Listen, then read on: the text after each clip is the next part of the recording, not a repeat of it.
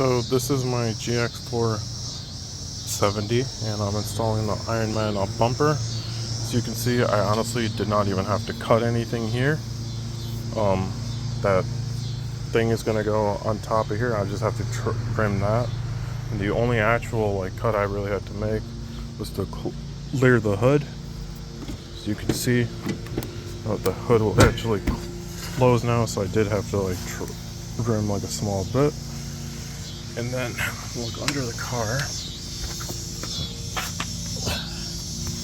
So as you can see over here, I had to put this hose over here. I had to move this. And the other thing was that let's see here, this bracket over here, I just pulled out the bolts and just put ordinary bolts because I did not want to open the AC line.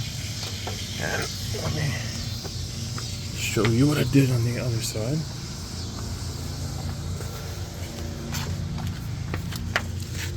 So this is the power steering right here.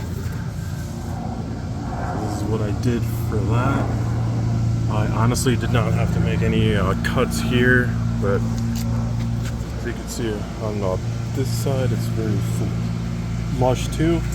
The only thing I'm probably gonna have to cut is this thing, and I'm gonna cut that from here to here. So other than that, it was not a super hard install. It was just more of a pain.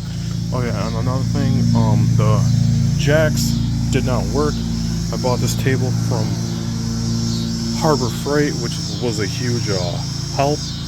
And one more thing is that I would have to get real grade 8 bolts. The one that come with the kit are super cheap. So other than that, yeah, and yep.